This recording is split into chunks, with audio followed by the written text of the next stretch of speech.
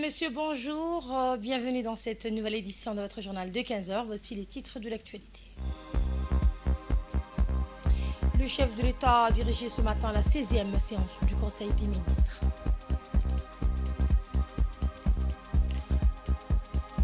Dans l'actualité internationale, les actions d'Israël compromettent la présence palestinienne dans le nord de Gaza.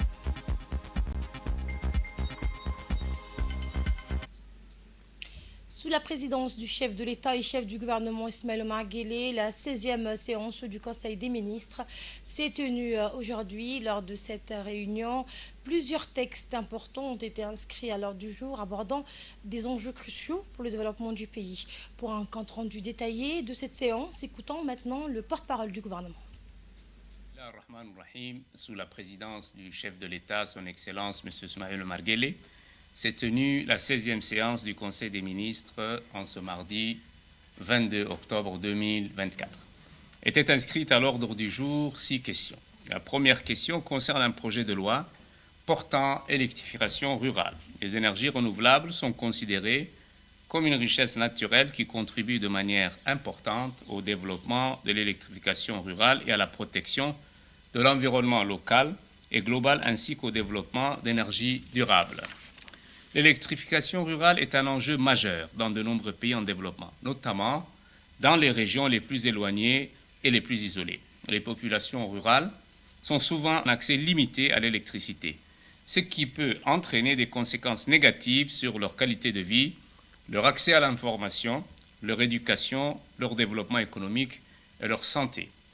Le projet de loi sur l'électrification rurale a pour objet de faciliter donc l'accès à l'électricité dans les régions rurales en créant les conditions favorables à l'investissement dans les infrastructures électriques. Il vise également à encourager l'utilisation des sources d'énergie renouvelables pour réduire les dépendances aux combustibles fossiles et à promouvoir le développement durable.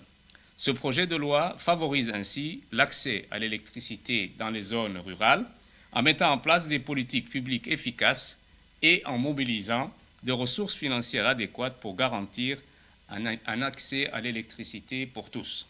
En somme, l'adoption d'un projet de loi sur l'électrification rurale permettrait de favoriser le développement économique et social des zones rurales, en leur offrant un accès à l'électricité et aux technologies modernes, tout en assurant une répartition équitable des ressources énergétiques sur le territoire national. La deuxième question est relative à un projet de loi portant approbation des comptes financiers de l'Institut national de l'administration publique, plus connu sous l'acronyme INAP, pour l'exercice 2023. Le total des produits s'établit à 122 439 000 francs Djibouti, celui des charges d'exploitation est de 135 405 000 francs Djibouti, avec un résultat net de l'exercice à hauteur de 112 055 000 francs Djibouti. L'année 2023 a été marquée par une dynamique accrue au sein de l'INAP, avec des formations diversifiées, des collaborations renforcées et un engagement continu à améliorer les compétences des agents publics. L'INAP contribue activement à la modernisation et à la professionnalisation de l'administration publique djiboutienne, répondant ainsi aux attentes croissantes des citoyens en matière de services publics et de qualité. L'une des réalisations phares de l'année a été le lancement d'un programme de management des organisations publiques en partenariat avec l'Institut régional d'administration de Lille. Parallèlement, l'INAP a mis en œuvre des formations spécifiques pour répondre aux besoins immédiats de certains secteurs comme la sécurité incendie pour les contrôleurs du travail et les tests linguistiques pour les employés de l'État civil. Ces initiatives ont eu un impact significatif sur l'amélioration de la qualité du service public. La troisième question est relative à un projet de loi portant approbation des comptes financiers de l'Agence de réhabilitation urbaine et du logement social, plus connue sous l'acronyme d'ARULOS, pour l'exercice 2023. Le total des produits arrêtés au 31 décembre 2023 s'élève à 2 224 millions de francs Djibouti contre 2 19 millions de francs Djibouti arrêtés en 2022. Les produits de l'exercice 2023 sont en légère hausse de 10% par rapport à l'exercice 2022. Ces produits proviennent majoritairement donc des produits d'exploitation, soit 1 890 millions de francs Djibouti, qui se répartissent comme suit: de la vente des parcelles ainsi que des loyers-ventes des logements sociaux, pour un total de 1,864 milliard de francs Djibouti, soit 99% donc des recettes. Et des redevances et des frais de dossier des parcelles de terrain domaniaux dans le cadre de la procédure de la cession amiable, pour un total de 25 545 000 francs Djibouti. Le total des charges est arrêté au 31 décembre 2023 à 2,107 milliards de francs Djibouti contre 1,873 milliard de francs Djibouti en 2022. Les charges ont également connu une légère hausse de 12% par rapport à l'exercice 2022. Ces charges proviennent essentiellement des charges d'exploitation, soit 1,881 milliard de francs Djibouti, qui se répartissent comme suit: 893 millions de francs Djibouti au titre d'engagement en provenance des tierces, 47%. Il s'agit notamment des charges d'investissement. 527 148 000 francs Djibouti au titre des charges personnelles, 28%. Et 46 546 000 francs Djibouti au titre des dotations aux amortissements. Les charges financières s'élèvent à 187 millions de francs Djibouti. Le résultat net est arrêté au 31 décembre 2023 et se comptabilise à hauteur de 117 millions de francs Djibouti. Ce résultat net a connu une baisse de 20% par rapport à l'exercice 2022 qui était arrêté à 146 608 000 francs Djibouti. Et par la suite, le Conseil des ministres a examiné des nominations au sein de plusieurs ministères. Pour en savoir plus sur ces décisions, réécoutons le porte-parole du gouvernement, Mohamed Ali Youssouf. La quatrième question est relative à un projet de loi portant adoption des comptes financiers 2023 de l'imprimerie nationale du Djibouti. Les comptes de l'imprimerie au 31 décembre 2023 se présentent comme suit: en produit à 390 287 000 francs Djibouti et en charge à 415 150 000 francs Djibouti, avec un résultat déficitaire de moins 24 862 000 francs Djibouti. Afin de redresser cette situation, une nouvelle stratégie a été mise en place axée sur la diversification de ces activités. La principale initiative proposée consiste à élargir son offre en se lançant dans l'impression des livres scolaires. Ce secteur en forte demande permettra à l'imprimerie de générer des bénéfices conséquents. Enfin, pour résoudre la question des dettes sociales, il a été proposé de contracter un emprunt de 200 millions de francs Djibouti. Cet emprunt permettra à l'imprimerie d'acquérir des matériels supplémentaires pour améliorer sa productivité tout en permettant de payer une partie des dettes sociales, notamment celles liées aux retraites des agents. La cinquième question concerne un projet d'arrêté portant création, organisation et fonctionnement du Comité national de normalisation. Dans la perspective de renforcer notre système de normalisation, la mise en place des comités techniques au Comité national de normalisation représente des pas décisifs vers une approche inclusive et collaborative. Le Comité technique national apporte un soutien crucial à l'Agence djiboutienne des normes et de la qualité dans la réalisation des programmes annuels de normalisation. Le Comité technique national et le Comité national de normalisation seront composés d'experts techniques de divers domaines. Ces comités joueront un rôle crucial dans la concrétisation des orientations, de la stratégie et de la politique de normalisation établie par le ministère du Commerce. Le comité se positionne comme le pilier du soutien du ministère du Commerce. Ce comité est essentiel non seulement pour établir la direction et les priorités dans le domaine de la normalisation, mais aussi pour assurer une mise en œuvre efficace et cohérente des politiques et des stratégies à travers tous les secteurs. La mise en place de ces organes démontre l'engagement du gouvernement envers une normalisation qui soutient le développement économique, protège les intérêts des consommateurs et améliore la compétitivité de notre industrie au niveau international. La sixième question concerne un projet de décret portant nomination au ministère de la Santé. Monsieur Dr Ahmed Hussein Miguel, médecin, est nommé inspecteur médical. Monsieur Ibrahim Sougué est nommé conseiller technique du ministre de la Santé. Monsieur Muharram Fouad Abdallah est nommé conseiller technique du ministre de la Santé. Monsieur Mahmoud Ahmed Guedi est nommé conseiller technique du ministre de la Santé. Monsieur Abdurrahman Hussein Arrale est nommé conseiller technique du ministre de la Santé. Et Monsieur Idriss Farah Miguel est nommé conseiller technique du ministre de la Santé. une autre liste de nominations au ministère de l'Éducation nationale cette fois-ci. Monsieur Ousmane Hussein Chirdon est nommé conseiller technique principal du ministre de l'Éducation. Monsieur Mohamed Abdou Ali est nommé inspecteur général de l'Éducation nationale. Monsieur Abdullah Farah Ouaes est nommé inspecteur général de la pédagogie. Monsieur Mahdi Omar Farah est nommé inspecteur général de l'administration. Monsieur Salah Alouane Issé est nommé secrétaire exécutif du Comité supérieur national de l'éducation. Monsieur Abdi Dirir Guiré est lui nommé donc précédemment directeur général de l'enseignement et nommé conseiller technique du ministre de l'Éducation. Et monsieur Garad Akadar Dabale est nommé conseiller technique du ministre de l'Éducation. Madame Aïcha Farah El-Tiré est nommée conseillère technique du ministre de l'Éducation. Monsieur donc Mohamed Ilmi Assoué est nommé directeur général de l'administration. Madame Loula Ali Elabé est nommée directrice générale de la scolarisation et de l'enseignement général. Monsieur Abdurrahman Ahmed Abdo est nommé directeur général du développement d'éthique. Madame Hibo Awad Ali est nommée directrice générale des examens, concours et évaluations. Madame Nema Hassan Ismail est nommée directrice générale du Centre de formation de l'éducation nationale. Monsieur Mohamed Merane Ali est nommé directeur général de la planification et des données. Monsieur Moussa Mohamed Ali est nommé directeur général des régions. Madame Fardous Mohamed Abdullah est nommée directrice des affaires juridiques et du contentieux. Et Monsieur Mohamed Ibrahim Moussa est nommé directeur de l'audit interne. Au niveau du secrétariat d'État à l'investissement, Madame Aïcha Hummad Mohamed est nommée donc chef de service, en service au secrétariat d'État chargé des investissements, du développement et du secteur privé, et nommée donc directrice de la promotion des relations extérieures.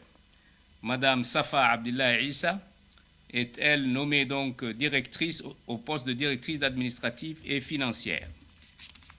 Au ministère de l'économie, Madame Souad Mohamed Abdi est nommée donc en service à la Direction générale de partenariat public-privé du ministère de l'économie et des finances chargée de l'industrie et proposée à la nomination au poste de directrice en charge de la formation, du renforcement des capacités et de l'évaluation de la réglementation. Et nous retrouvons l'appel à la prière. Restez avec nous pour le reste de l'actualité. Le président de l'Assemblée nationale de l'État, Mohamed El État, a reçu aujourd'hui la nouvelle ambassadrice de l'Union européenne, Denisa Elena Lenetz, pour une visite de courtoisie. Cette rencontre a été l'occasion d'engager des discussions approfondies sur le renforcement de la coopération entre Djibouti et l'Union européenne. Les deux parties ont mis en lumière leur volonté partagée de consolider un partenariat stratégique tout en identifiant de nouvelles pistes de collaboration. De nouvelles approches ont été évoquées afin de maximiser les retombées des programmes en cours et futurs, avec un accent particulier pour l'optimisation des stratégies existantes. Outre les questions de partenariat, le président de l'État et l'ambassadrice Lenetz ont abordé la situation géopolitique actuelle dans la Corne de l'Afrique. Ils ont échangé sur les défis sécuritaires et économiques auxquels la région fait face, ainsi que sur les opportunités de coopération accrue entre l'Union européenne et Djibouti. Cet échange a permis de souligner les réussites déjà accomplies tout en identifiant des domaines nécessitant une action concertée plus forte. Direction Washington, où une délégation djiboutienne conduite par le ministre de l'économie et des finances, Ilyas Moussa Douale, a rencontré M. Ousmane Dione, vice-président de la Banque mondiale pour la région Moyen-Orient et Afrique du Nord. Cette rencontre a rassemblé des personnalités telles que M. Ousmane Ibrahim Rable, ministre du Budget, et Mme Mariam Hamadou, ministre déléguée à l'économie numérique et à l'innovation. Ensemble, ils ont engagé des discussions approfondies visant à renforcer le partenariat entre Djibouti et la Banque mondiale. Les échanges ont mis en évidence l'importance d'une croissance inclusive soutenue par le secteur privé et orientée vers la création d'opportunités d'emploi, notamment pour la jeunesse. Les participants ont souligné la nécessité de développer le capital humain afin d'améliorer la productivité et l'employabilité des Djiboutiens. Les discussions ont également porté sur le soutien apporté à l'État dans ses efforts pour accroître la résilience des communautés vulnérables face aux défis climatiques. La délégation a souligné l'urgence de développer les infrastructures et la connectivité tant numérique qu'énergétique pour garantir un accès équitable aux opportunités de développement. De son côté, la Banque mondiale a réaffirmé son engagement à accompagner Djibouti dans ses initiatives visant à optimiser la gestion des finances publiques, promouvoir le développement des entreprises et favoriser l'inclusion sociale. Retour à Djibouti, la ministre de la Femme et de la Famille, Mme Mouna Ousmane Adan, a clôturé hier la 4e édition de la foire commerciale au Bawadi Mall. Cet événement, organisé par le ministère en partenariat avec le programme des Nations Unies pour le développement, le PNUD, et la délégation de l'Union européenne, a mis à l'honneur les produits des coopératives artisanales locales dans le cadre de la Journée internationale de la femme rurale. L'objectif principal de cette semaine commerciale était de valoriser et promouvoir le savoir-faire des artisanes rurales. Sous le thème « Valorisons nos savoir-faire locaux », les exposantes ont présenté une large gamme de produits artisanaux allant des vanneries et bijoux aux textiles et produits agroalimentaires, mettant ainsi en lumière la richesse des régions de l'intérieur. Cet événement est désormais un rendez-vous annuel incontournable pour les coopératives féminines du pays. Au-delà de l'exposition, cette initiative s'inscrit dans les efforts d'autonomisation économique des femmes et des jeunes filles djiboutiennes, en phase avec les objectifs du projet Femmes-Filles mis en œuvre par le PNUD et financé par l'Union européenne. En offrant des formations et des opportunités de commercialisation, ce projet vise à renforcer les capacités des artisanes rurales et à améliorer leurs moyens de subsistance.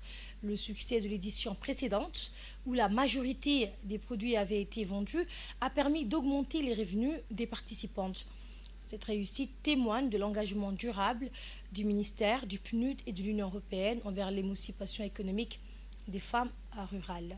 La cérémonie de clôture a réuni plusieurs personnalités, dont Mme Hibo Momina Assoué, ministre de la Culture et de la Jeunesse, la représentante du PNUD, Mme Fatouma Moussa, secrétaire générale de l'UNFD, ainsi que des parlementaires et des hauts cadres. Tous ont salué cette initiative et réaffirmé leur soutien aux femmes artisanes pour renforcer leur résilience et leur autonomie. Écoutons un extrait de l'intervention de la ministre de la Femme et de la Famille, Mme Mouna Ousmane Adan. De clôture la 4e édition de l'organisation de la Journée internationale de la femme rurale. Djibouti a l'habitude de célébrer cela maintenant depuis 4 ans, alhamdoulilah rabbil alamin, et toujours dans les meilleures conditions, dans des auspices positifs. Les femmes des régions de l'intérieur se préparent et se présentent chaque année et répondent à l'appel pour venir exposer les produits qu'elles fabriquent dans leurs régions respectives. Cette semaine a été bénéfique également pour le ministère de la Femme et de la Famille, en collaboration avec d'autres départements ministériels, pour qu'au niveau de chaque région, nous puissions renforcer la capacité des jeunes filles en leur octroyant des formations spécifiques au niveau de Arta pour l'hôtellerie, au niveau d'Ali Sabier pour le bâtiment et la décoration intérieure, au niveau de Dikil et Tadjoura, la mécanique et l'électricité, et au niveau de Bok sur le tourisme et l'accueil. Et les 5 régions ont pu ouvrir ces formations qui vont prendre fin dans 4 mois et nous pourrons donc participer à la remise des attestations. L'autre activité majeure aussi, c'était de pouvoir renforcer la capacité des cellules de l'UNFD au niveau des régions de l'intérieur en leur octroyant des matériels de couture et des équipements parce qu'il y a des formations qui se font de façon continue dans les cellules de l'UNFD au niveau de chaque région de l'intérieur. Nous avions également la mise en place de petites unités de fabrication d'une entreprise qui appartient à une femme, une fabrication concernant la transformation des produits agricoles qui s'est tenue. Donc nous essayons en tout cas chaque année de pouvoir offrir et donner l'occasion aux femmes des régions de l'intérieur de pouvoir s'exprimer à travers leurs produits. Nous avons aussi des représentants de l'Agence nationale des personnes handicapées également qui aussi sont des femmes artisanes, des femmes peintres, font partie de ces personnes-là et personne n'est laissé de côté, alhamdoulilah. Et Inch'Allah, on essaie chaque année de mobiliser le maximum de personnes, d'inviter le maximum de femmes pour que cette foire devienne une foire, un rendez-vous annuel, Inch'Allah. Et dans l'actualité également, sous la direction du directeur exécutif de la Banque centrale, M. Hassan Moussa, la Banque centrale de Djibouti annonce la mise à jour du système Banking Supervision Application BSA réalisé en collaboration avec une équipe spécialisée de la Banque centrale du Mozambique. Ce projet représente une avancée majeure dans la modernisation des outils de supervision bancaire à Djibouti. Omar Ibrahim, responsable du système BSA à la Banque centrale de Djibouti, a présenté les nouvelles fonctionnalités du système aux banques locales. Il a mis en avant l'importance de cette mise à jour pour renforcer la surveillance et améliorer l'efficacité du secteur bancaire. La modernisation du système BSA permettra à la Banque centrale de Djibouti de mieux suivre les institutions financières, assurant ainsi une transparence accrue et une gestion plus rigoureuse du secteur. Ce projet s'inscrit dans la volonté de renforcer les infrastructures technologiques pour soutenir la croissance économique du pays.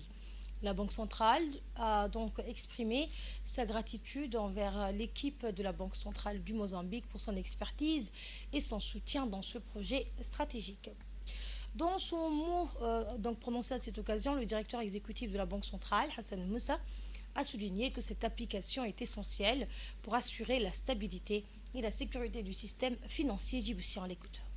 La version 5 du système BSA que nous vous présentons aujourd'hui est le fruit d'un long travail de réflexion et d'amélioration basé sur le retour d'expérience des utilisateurs et les standards internationaux en matière de supervision bancaire. Elle représente une avancée technologique significative par rapport aux versions précédentes, avec de nouvelles fonctionnalités qui permettent une surveillance encore plus fine, plus rapide et plus intuitive des activités bancaires. Le système BSA 5 vise à améliorer non seulement l'efficacité des échanges entre la Banque centrale et les institutions financières que vous représentez, mais aussi la qualité des informations transmises et la rapidité des décisions à prendre pour la stabilité des systèmes financiers de notre pays. Le succès de tout outil technologique réside donc dans sa bonne utilisation. C'est pourquoi cette formation a pour objectif de vous offrir une compréhension approfondie de la BSA 5. Vous aurez l'opportunité d'explorer ces différentes fonctionnalités, de poser vos questions, d'acquérir les compétences nécessaires pour en tirer le meilleur parti dans vos opérations quotidiennes. L'Agence djiboutienne de développement social, la DDS, et le Croissant Rouge de Djibouti ont officialisé aujourd'hui un accord visant à renforcer la protection sociale et à répondre aux crises alimentaires qui frappent les populations les plus vulnérables du pays. La cérémonie a réuni le directeur général de la DDS, Madi Mohamed Jama, et la secrétaire générale du Croissant Rouge de Djibouti, Mme Amina Hussein Farah. Ce partenariat s'inscrit dans le cadre du projet d'urgence protection sociale et réponse aux crises alimentaires qui a pour ambition d'apporter une aide à la fois immédiate et durable aux communautés touchées par les crises économiques et environnantes.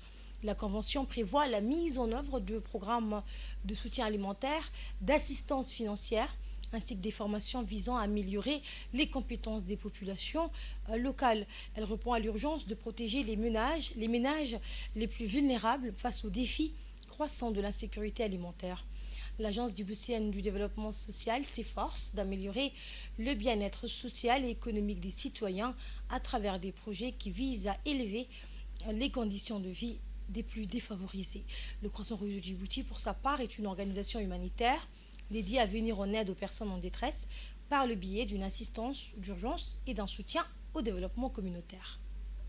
La secrétaire générale du Croissant Rouge de Djibouti, Mme Amina Hussein Farah, s'est déclarée honorée par le partenariat avec la DDS, affirmant que cette collaboration renforce la capacité de son organisation à répondre aux besoins urgents des communautés locales. On l'écoute.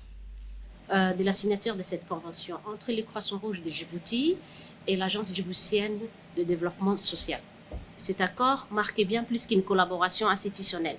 Il incarne notre engagement commun à apporter des réponses adaptées aux besoins de nos populations. Comme nous le savons, Djibouti traverse actuellement une période marquée par des défis sans précédent, tels que la sécheresse prolongée, qui a affaibli nos ressources naturelles, perturbé nos moyens de subsistance et fragilisé le ménage en tant en milieu rural qu'en milieu urbain. Parallèlement, les mouvements migratoires ici de la région exercent une pression supplémentaire sur nos infrastructures et nos communautés. Face à ces crises multiples, nous devons agir ensemble avec solidarité et détermination. C'est précisément ce que cette convention de partenariat incarne. Le Croissant Rouge de Djibouti, en tant qu'auxiliaire du pouvoir public dans les domaines humanitaires, va s'engager à mobiliser des ressources nécessaires en matière de ressources humaines, à mettre en œuvre ces projets. À travers nos réseaux de volontaires et des professionnels présents sur le terrain, ils vont travailler main dans la main avec nos différentes communautés pour identifier les besoins spécifiques et répondre d'une manière ciblée. Chers partenaires, mesdames et messieurs, ces projets n'est plus qu'une réponse aux défis actuels. Il est un engagement pour l'avenir. Il reflète notre volonté commune de construire une communauté plus forte, plus résiliente et plus solidaire.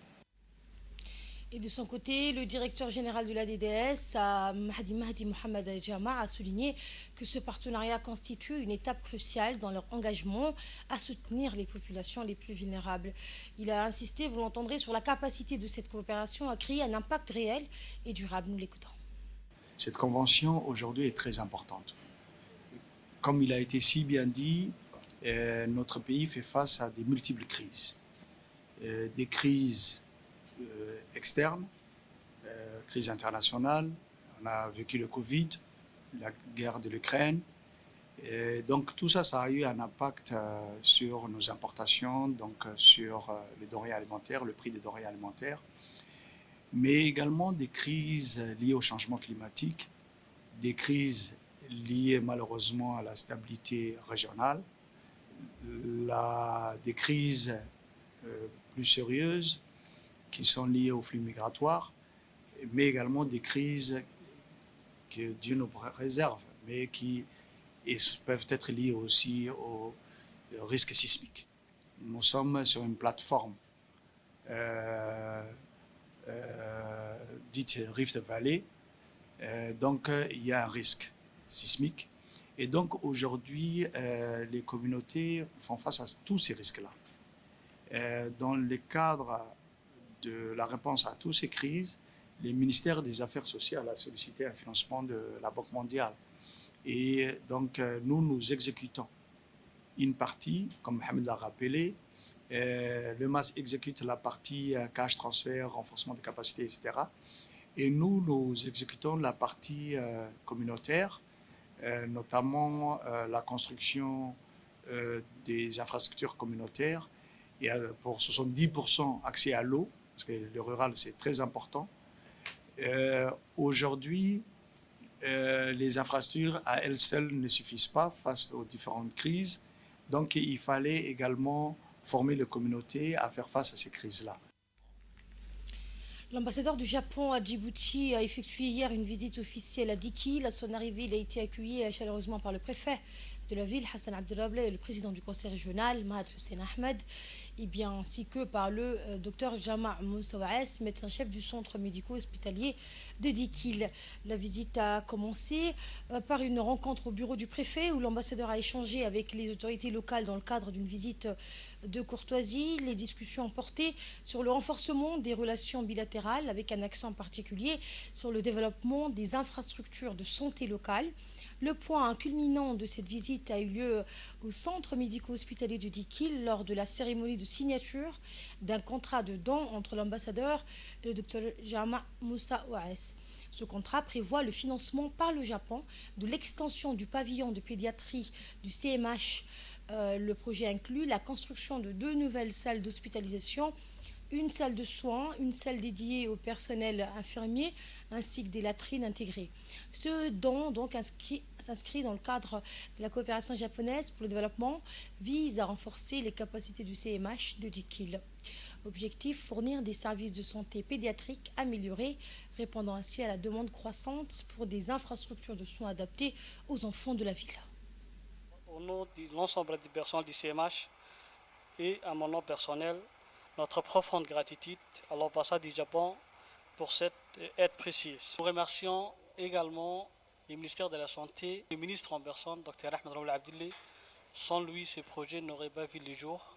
Enfin, je voudrais remercier toutes les personnes qui ont contribué de loin et de près à la concrétisation de ces projets. Écoutons à présent le mot de l'ambassadeur du Japon à Djibouti. De participer aujourd'hui à cette cérémonie de signature du contrat de don pour le projet d'extension du pavillon de pédiatrie du centre médico-hospitalier de Dikil. Ce projet sera financé dans le cadre de dons aux micro-projets locaux du programme Xanone, marquant ainsi un tournant important dans la lutte contre la malnutrition infantile et le renforcement des infrastructures médicales dans la région. À Dikil, l'insécurité alimentaire et la malnutrition représentent des défis de grande envergure, touchant particulièrement les segments les plus vulnérables de la population, en particulier les enfants. Le Japon a toujours eu à cœur de soutenir les initiatives locales visant à améliorer la qualité de vie des populations les plus vulnérables, grâce à un don de 12,6 millions de francs djiboutiens. Ce projet permettra la construction de 2 halls de séjour destinés aux enfants malnutris qui bénéficieront de traitements intensifs afin de réduire les risques d'infection. De plus, le projet inclura une salle de soins ainsi qu'une chambre d'infirmerie dans le but d'améliorer leur état nutritionnel. Ce projet illustre bien le soutien du peuple japonais envers le peuple djiboutien en général et celui de Dikil en particulier.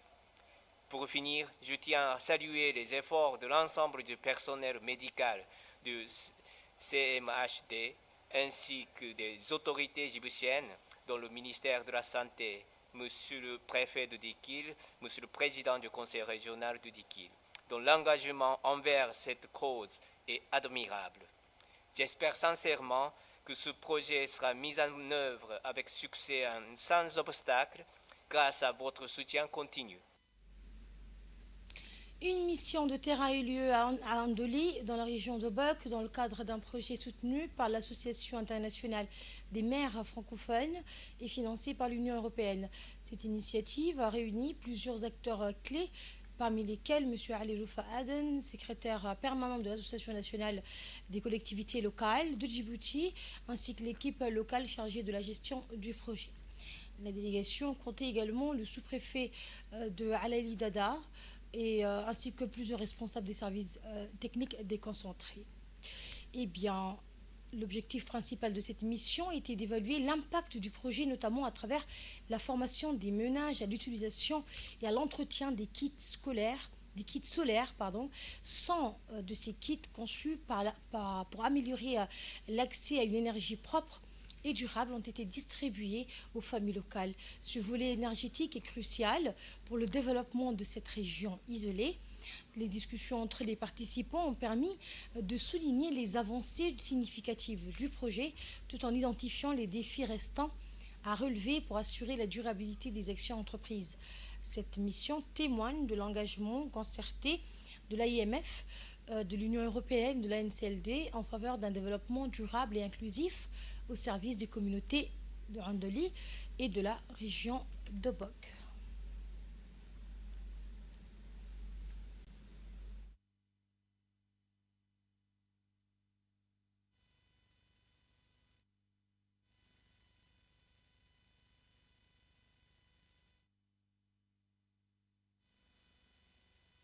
Je constate que ce projet a été très bénéfique pour la population.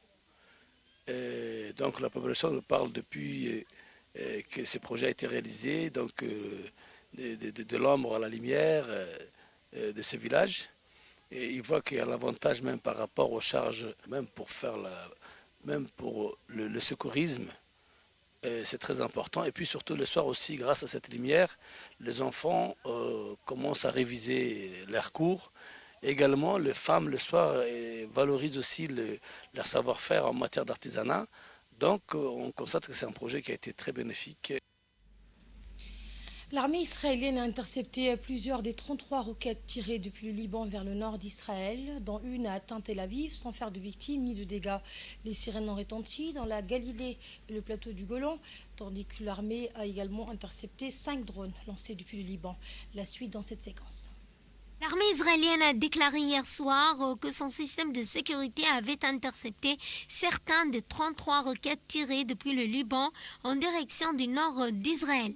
Les tirs de roquettes ont déclenché des sirènes dans plusieurs colonies de la région de Galilée et du plateau du Golan. Bien que la roquette ait été tirée depuis le Liban, les sirènes d'alerte aérienne de Tel Aviv n'ont pas été activées. Aucune victime ni aucun dégât matériel n'ont été signalés à la suite de ces tirs de roquettes.